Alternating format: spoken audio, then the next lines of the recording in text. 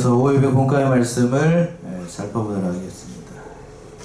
이 공과의 말씀은 로마서 5장 12절에서부터 마지막 21절에 있는 말씀인데요. 말씀의 제목은 아담과 예수입니다. 누가 누구요? 아담과 예수. 두 사람을 비교를 하는 것인데, 이걸 신학적으로는 대표의 원리라고 얘기를 해요. 대표의 원리. 그래서 아담이 지은 죄, 또 예수 그리스도로 말미암아 하나님의 의를 설명하는 것인데, 첫 번째는 이제 12절과 14절에 있는 것처럼 아담으로 말미암아 죄가 이 세상에 들어왔다는 것이고, 두 번째는 15절과 16절에서 있는 것처럼 그리스도로 말미암아 의롭게 되었다. 그리고 마지막으로 세 번째 17절과 21절에 죄로 인해서 죽고 의로 인하여서 살아나겠다. 대표의 원리를 신학적으로 얘기를 해요. 첫 번째, 아담으로 말미암아 죄가 이 세상에 들어오게 됐다는 것인데, 12절 보시면은요, 이러므로 한 사람으로 말미암아 죄가 세상에 들어오고 죄로 말미암아 사망이 왔나니 이와 같이 모든 사람이 죄를 지었으므로 사망이 모든 사람에게 이르렀느니라. 이러므로 라고 하는 건 이제 앞에 있는 말하고도 이제 연결이 되는 것인데, 이러므로, 즉 이렇게 함으로 말미암아 한 사람으로 말미암아 죄가 이 세상에 들어오게 됐다는 얘기예요. 여기서 한 사람은 누구를 얘기를 하냐면 누구죠? 아담을 얘기를 하는 거예요. 그러니까 한 사람 아담으로 말미암아 인류의 시조이고 인류의 대표인데, 그 인류의 대표가 하나님께서 그 행위 언약이라고 얘기해요. 그 에덴 동산의 중앙에 있었던 선악을 알게 하는 나무의 실과를 먹으면 어떻게 된다고 그랬죠? 죽는다는 언약을 맺었어요. 그 언약의 말씀들을 어김으로 말미암아 말 그대로 죽었어요. 말 그대로 죽었습니다. 여기서 죽었다는 얘기는 하나님과의 관계가 끊어져서 그 영의 생명이 죽어버렸어요.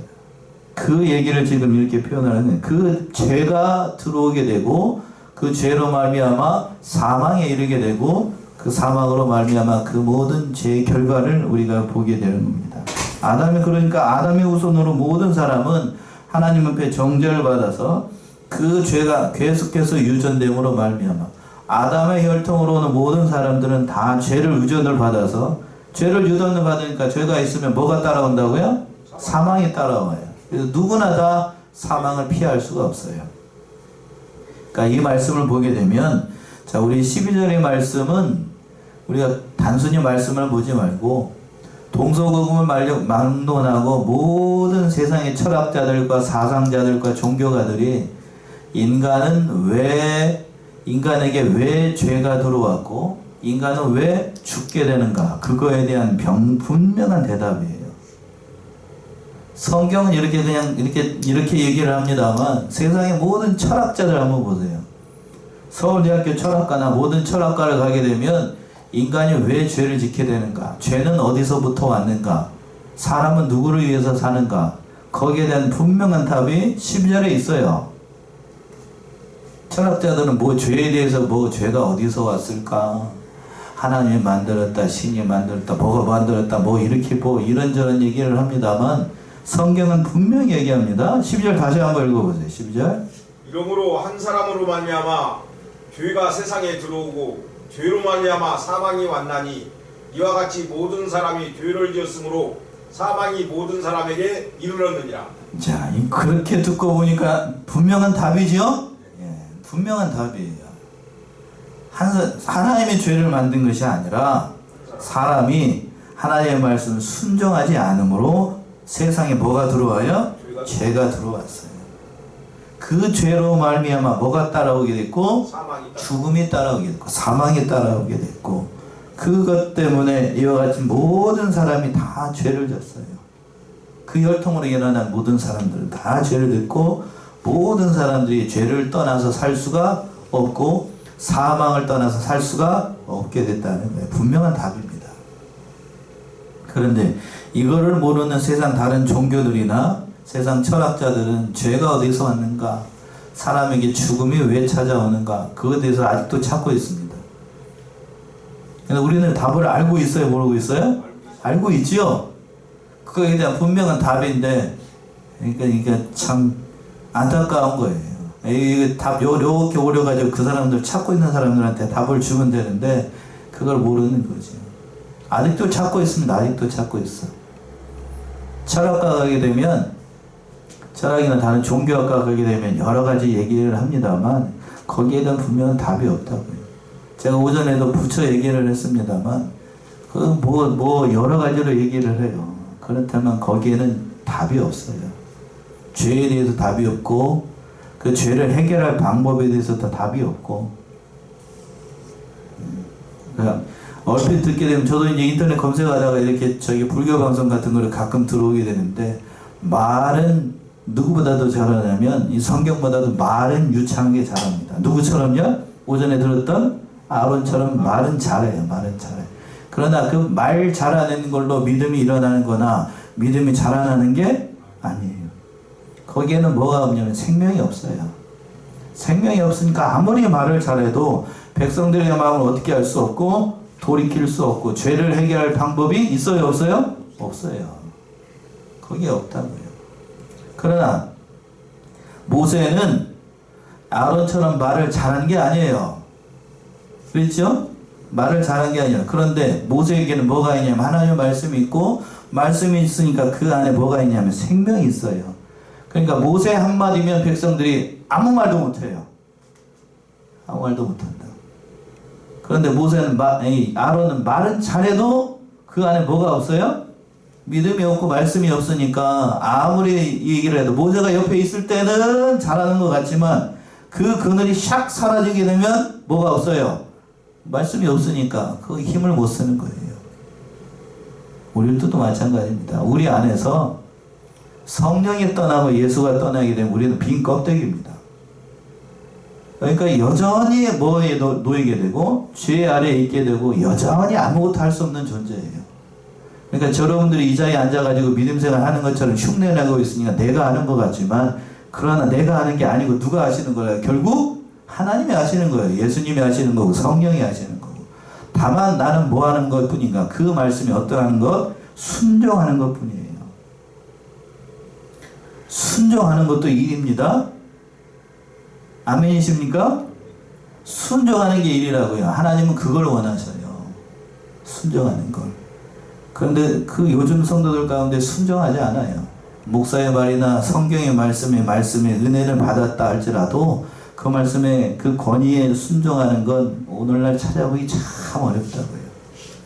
어느 목사님이 그런 얘기를 하시더라고요.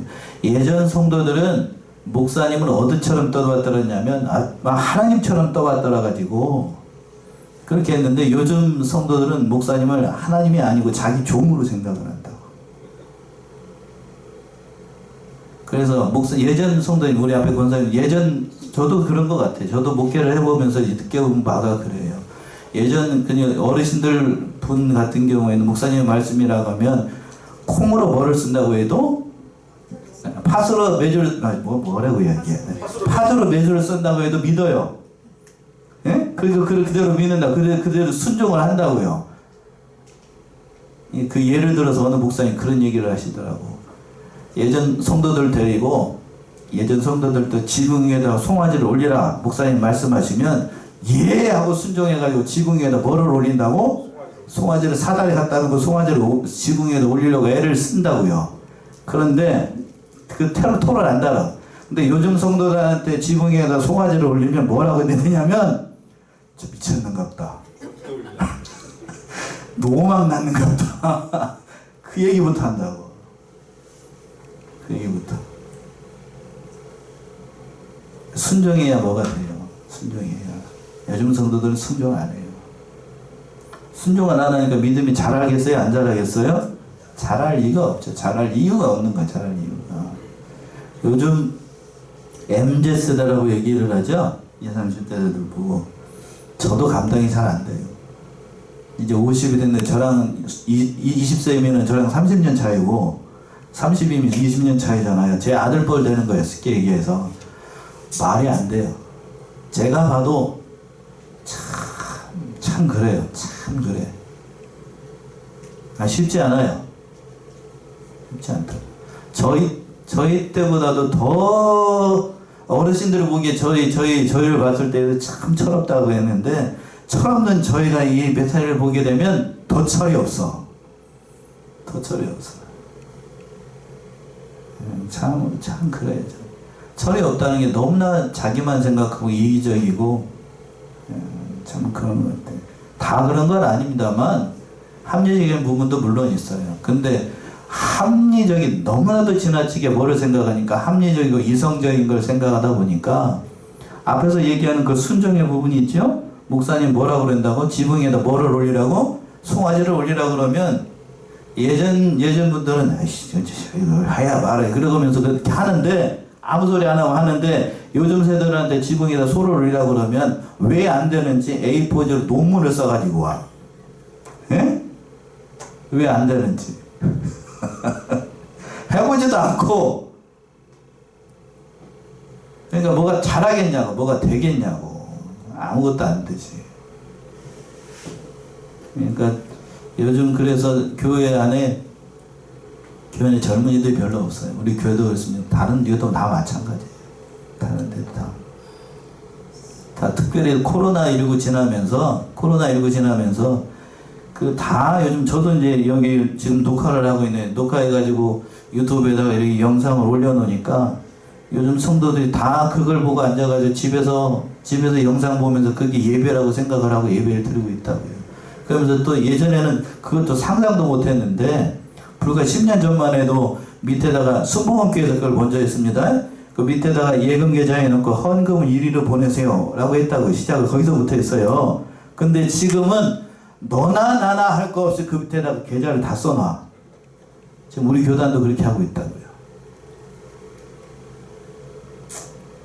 그냥 웃어야 될지 울어야 될지 모르겠습니다만 그게 제가 봤을 때는 믿음의 옳은 방법이 아니에요. 그러니까 세상이 뭐에 지금 찌들어 있냐면 오늘 12절에 있는 것처럼 죄에 다 찌들어 있어요. 죄에 찌들어 있어. 그러니까 죄의 영향력 아래에 있기 때문에 어느 것이 선이고 어느 것이 악인지를 구분하지 못하고 여전히 그런 행태로 나아가고 있다는 사실이에요. 그러니까 사람에게는 소망이 있다고요? 없다고요? 소망이 없어요. 그러니까 우리 자신을 좀 돌아보고 이 분명한 답이 여기 12절에 있다고요. 자, 이는 은혜로 보니까 다시 한 번만 읽어보세요. 12절. 참 귀한 말씀이에요. 12절. 이러므로 한 사람으로 말미암아 죄가 세상에 들어오고 죄로 말미암아 사망이 왔나니 이와 같이 모든 사람이 죄를 지었으므로 사망이 모든 사람에게 이르렀느니라. 예, 분명한 답이에요. 한 사람으로 말미암아 그 아담 한 사람으로 말미암아 죄가 세상에 들어오고 그 죄로 말미암아 죽음이 찾아오게 됐고 그의 후손으로 나는 모든 세상의 사람들은 죄 가운데 살고 사망에 이르게 됐다는 거예요. 그러니까 소망이 없어요. 사람에게는 소망이 없습니다. 그래서 또 13절 보시면 13절. 죄가 율법 있기 전에도 세상에 있었으나 율법이 없을 때에는 죄를 죄로 여기지 아니하였느니라. 예, 죄가 율법이 있기 전에도 세상에 있었으나 이 말 어렵지 않죠? 율법이 있기 전에도 그러니까 하나님께서 모세에게 그 십계명의 돌판에 말씀을 주시기 전에도 세상에 죄가 있었습니다. 그런데 뭘 얘기를 하고 싶으냐면 죄가 있었는데 율법이 오기 전에는 그 죄를 뭘로 여기지 못했어요?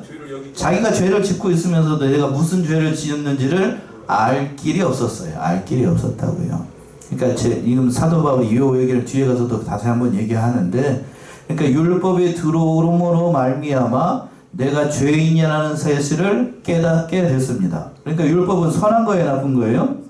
선한 거예요. 내가 죄인이라는 사실을 깨달으니까. 자, 7장을 한번 가보세요. 7장 7절. 로마서 7장 7절. 그런즉 우리가 무슨 말을 하리요? 율법이 죄냐? 그럴 수 없느니라. 율법으로 말미암지 않고는 내가 죄를 알지 못하였으니 곧 율법이 탐내지 말라 하지 아니하였다면 내가 탐심을 알지 못하였으리라. 당연한 거 아니겠어요? 그렇죠? 내가 무슨 말을 율법이 죄냐? 그럼 율법이 나쁜 거냐? 율법이 죄냐? 그럴 수 없다. 율법으로 말미암지 않고 내가 뭐를 알지 못해? 죄를 알지 못해요. 내가 죄인이라는 사실을 율법으로 알게 됐지. 율법은 선한 거예요. 나쁜 게 아니고. 그 율법을 알아야, 죄를 알아야 그 죄로 말미암아 죄책을 찾았게 되고 자기에게는 소망이 없다는 것을 깨달아서 예수 그리스도를 그 율법을 통하여서 인도함을 받는 몽학선생이라고 개혁성경은 얘기를 하고 있는데 그 얘기를 하는 거예요. 또 14절 보시면 14절. 그러나 아담으로부터 모세까지 아담의 범죄와 같은 죄를 짓지 아니한 자들 위에도 사망이 왕노하였나니 아담은 오신일자의 표상이라. 그러나 아담으로부터 모세까지 아담의 범죄와 같은 죄를 짓지 아니하는 자들 위에도 사망이 왕노릇하였으니 아담은 오실 자의 표상이라. 한마디 한마디 쭉 따라가게 되면 논리적인 글이라서 그렇게 어렵지 않아요. 아담으로부터 모세까지, 즉 앞에서 얘기했던 율법이 오기 전을 얘기를 하는 거예요. 13절의 말씀, 율법이 있기 전이라고 얘기를 했잖아요. 죄가 율법이 있기 전에, 여기 아담으로부터 모세는 율법이 있기 전을 얘기를 하는 거예요. 그때에도 아담의 범죄와 같은 죄가 그때도 있었다고요? 있었어요. 그때도 죄가 있었어요. 그때도 죄가 있었습니다. 근데 그걸 알지 못했을 뿐입니다. 그때도 죄를 짓지 아니하는 자들도 위에서 사망에서 왕노릇했다는 얘기는 죄를 알지 못하고 지었어도 그 죄 때문에 사망이 찾아오게 됐다는 거예요. 아담은 오실 자의 표상이다. 오실 자의 표상이란 오신다는 얘기를 누구를 얘기를 하는 거냐면 바로 예수님을 얘기를 하는 거고 대표의 원리를 얘기를 하고 있는 거예요.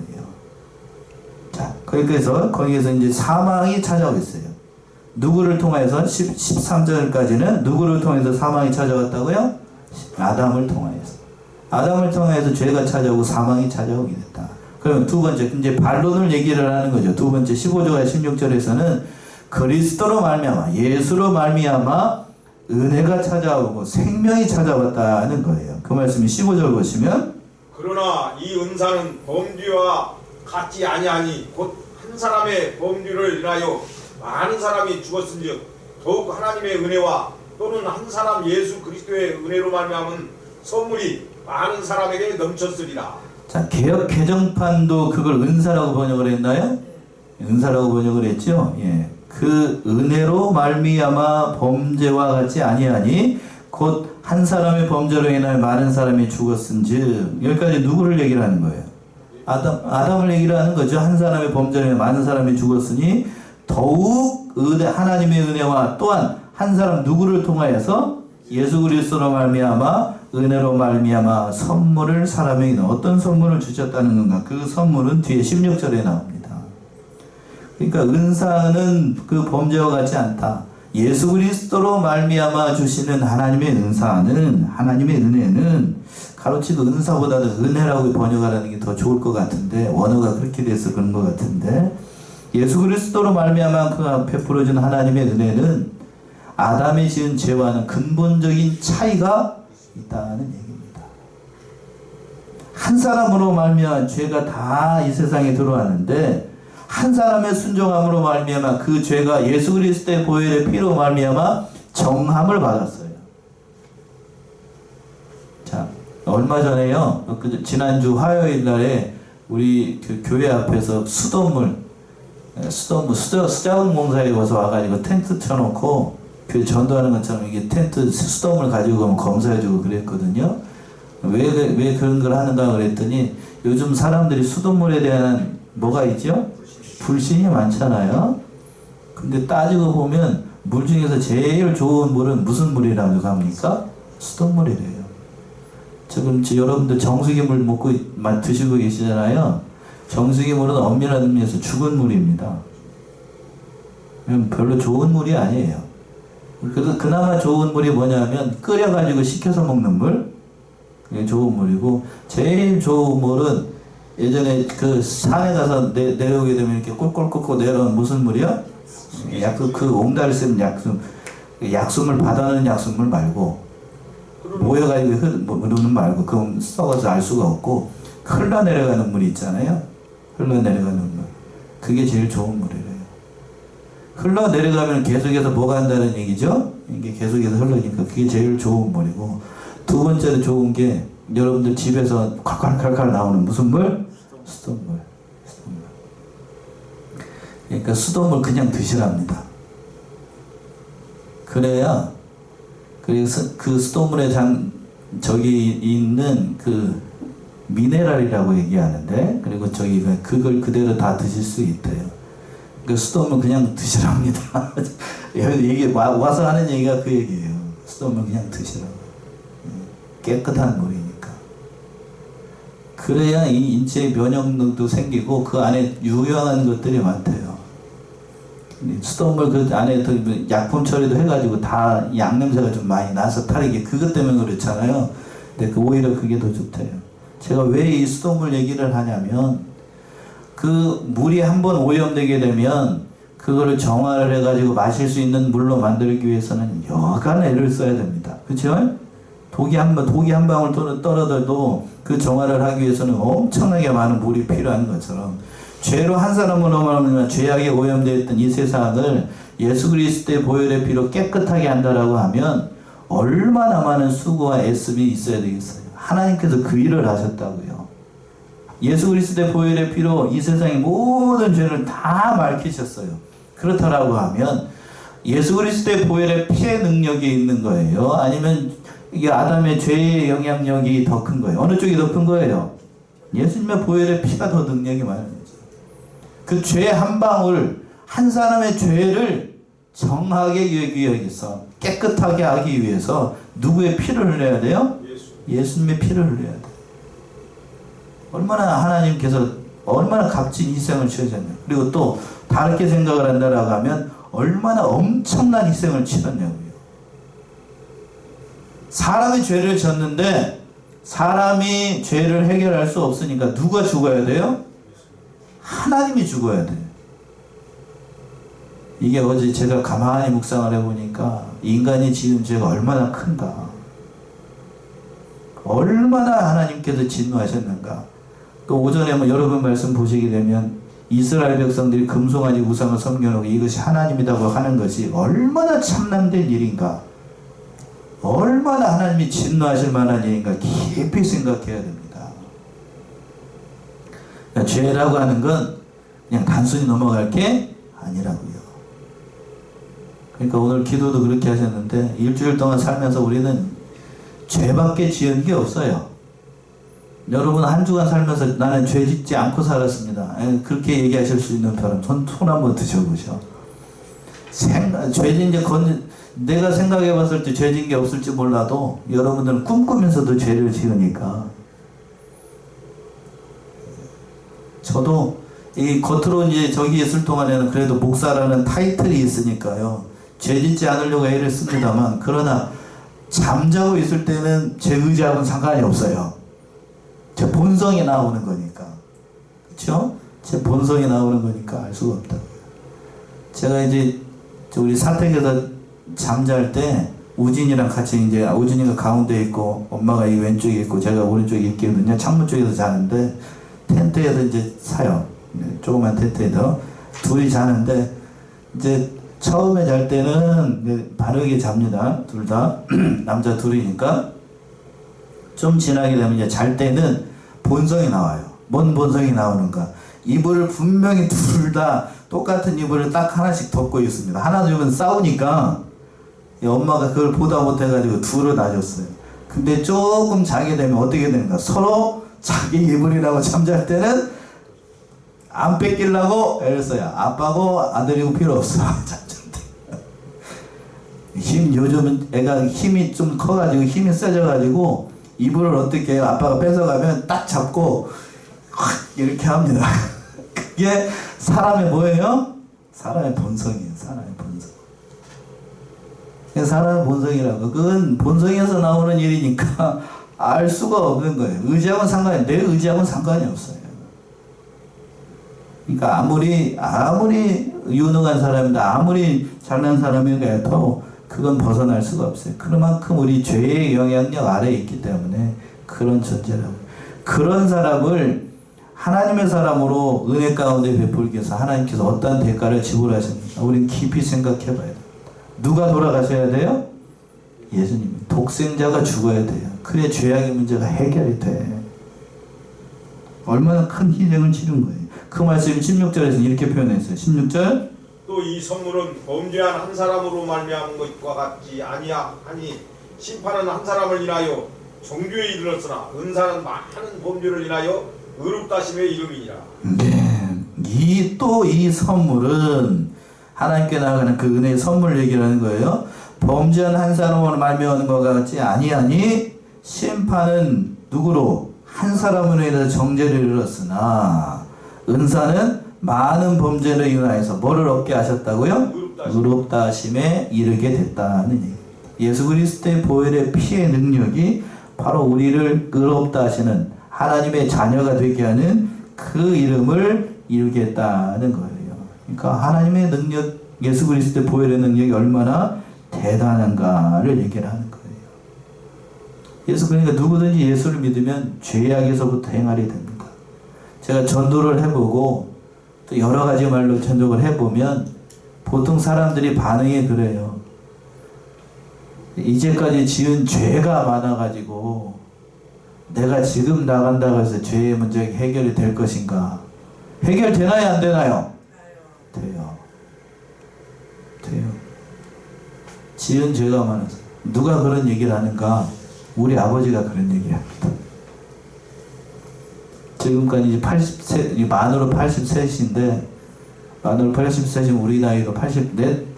예, 그렇게 되셨는데, 지금 죄가 많아서 그렇게 얘기하시는데, 그 죄의 문제를 해결하려고 누가 오셨다고요? 예수님이 오셨어요.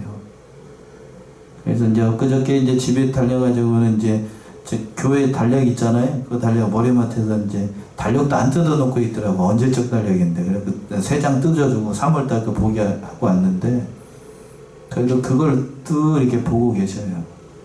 속으로는 믿으시는 것 같은데 언제쯤 하시려고. 아무튼 그 죄의 문제를 해결할 수 있어요. 아무리 흉악한 죄인이라고 할지라도.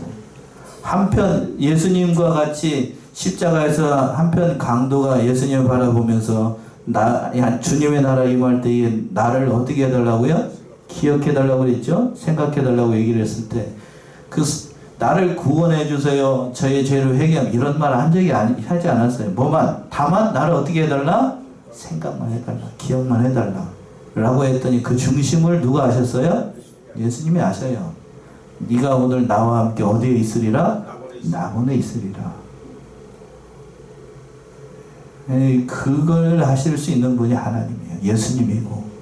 그러니까 우리가 이 사실을 깨달아서 예수 그리스도의 보혈의 피의 능력이 얼마나 대단한가 다시 한번 깨달아야 되겠습니다.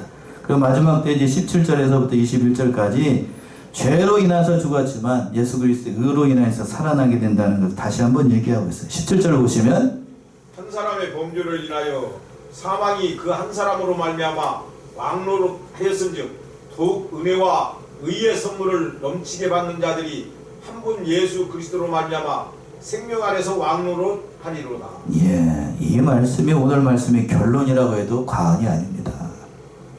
한 사람의 범죄로 인하여서 사망이 그 한 사람으로 말미암아 무슨 노릇하고 왕노릇하고 더욱 은혜와 의의 선물을 넘치게 받는 자들이 한 분 누구로 말미암아 예수 그리스도로 말미암아 사망 안에서 왕노릇하게 되었다. 아니, 얼마나 귀한 말씀이에요.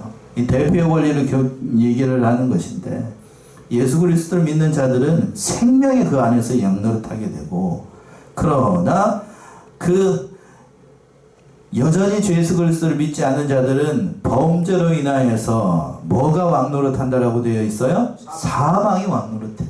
그러니까 예수를 믿지 않으면 여전히 그 사람 어디 가운데 있다고요? 사망 가운데, 죽음 가운데 있어요. 구원의 길은 오직 누구에게만 있다고요? 예수에게만 있어요. 부처에게, 마호메트에게, 세상 종교의 지도자들에게 있지 않아요. 분명히 성경은 얘기를 하고 있다고요. 만약에 부처에게도 구원의 길이 있고 마호메트에게도 구원의 길이 있고 또 뭐예요? 요즘 한국교회를 여지럽히고 있는 이만희? 신천지에게도 구원의 길, 그 이만희에게도 구원의 길이 있다라고 하면 여러분들 이 자리에 앉아 있을 필요 없어. 자기가 좋아하는 사람 따라가면 돼. 그러나 거기에는 구원의 길이 있다고요? 없다고요? 없어요. 오직 예수에게만 생명이 있어요. 오늘 본문의 말씀에 정확하게 얘기하고 있잖아요. 예수 한 분 예수 그리스도로 말미암아 뭐가 막노릇해요? 생명이 안에서 막노릇하는 거예요. 분명히 성경 얘기를 하고 있다고요. 그래서 그런즉 88절 보시면 그런즉 한 범죄로 많은 사람이 정죄에 이른 것 같이 의의 한 행동으로 말미암아 많은 사람이 의롭다심을 받아 생명에 이르렀느니라. 예, 당연한 거 아니겠어요? 한 사람 그 아담의 죄로 말미암아 정죄에 이른 것 같이 또 한 사람 의로운 행동, 예수 그리스도의 의로운 행동으로 말미암아 생명에 이르게 됐어요. 믿는 자는 다 이 생명에 이르게 됩니다. 19절 보시면 또 한 사람의 순종치 아니함으로 많은 사람이 죄인 것 같이 한 사람의 순종하심으로 많은 사람이 의인이 되리라. 자, 계속 그 얘기를 하고 있는 거죠. 어렵지 않죠? 예. 순종치 않음으로 많은 사람이 죄를 받고 순종하므로 말미암아 한 사람이 의인이 됐습니다. 예, 여기서도 중요한 단어가 순종이죠. 순종. 앞에서도 얘기했잖아요. 순종하면 송아지가 어디에도 올라가요? 지붕 위에도 올라가는데 순종하지 않으면 순종하지 아무 역사도 나타나지 않아요. 자, 20절. 율법이 가입한 것은 범죄를 더하게 하려 함이라. 그러나 죄가 더한 곳에 은혜가 더욱 넘쳤나니. 자, 20절과 21절의 말씀, 특별히 20절의 말씀은 오해의 소지가 있습니다만 잘 봅시다. 율법이 가입한 것은 뭐를 더하게 한다? 죄를 더하게 한다. 율법이 가입했다는 얘기는 율법이 이 세상에 옴으로 말미암아, 어렵게 생각하지 말고 가입. 우리 어느 단체에 있을 때 이렇게 들어온다고 가입서를 쓰잖아요. 그것은 율법이 이 세상에 들어오고 말미암아 뭐가 일어나게 됐냐면 죄가 더 많아지게 됐어요. 죄가 아니던 것이 죄로 발견됐으니까 범죄를 더하게 됐다는 그런 의미로 받아들여야 돼요. 그러나 죄가 더한 곳에 뭐가 많았다? 은혜가 많았다는 겁니다.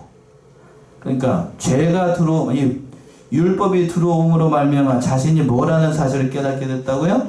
죄인이라는 사실을 깨닫는 사람에게 뭐가 넘쳤냐면 은혜가 넘쳐요. 죄를 많이 깨닫는 사람이 그러니까 율법의 말씀들을 많이 묵상한 사람들이 저 쉽게 얘기하면 성경의 모든 말씀들을 많이 아는 사람들이 자기가 누구라는 사실을 많이 깨달아요? 죄인이라는 사실. 그 사람에게 하나님의 은혜가 넘친다고요. 그러니까 죄를 깨달은 사람, 은혜를 많이 깨달은 사람이 복인 거예요. 자, 누가 7장을 한번 가보세요. 시간이 되더라도 이 말씀 좀 봐야 돼요. 누가 7장 44절 48절. 누가복음 7장 44, 48. 여자를 돌아보시며 시온에게 이르시되 이 여자를 보느냐?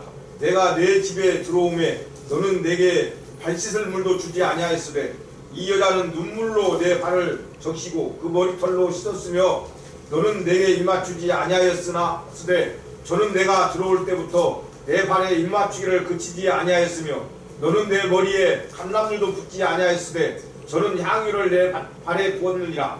이러므로 내가 네게 말하노니 저의 많은 죄가 사하였도다. 이는 저의 사랑함이 많음이라. 사함을 받은 일이 적은 자는 적게 사랑하느니라. 예, 왜 예수님께서 이 말씀 하셨는지 아시겠죠?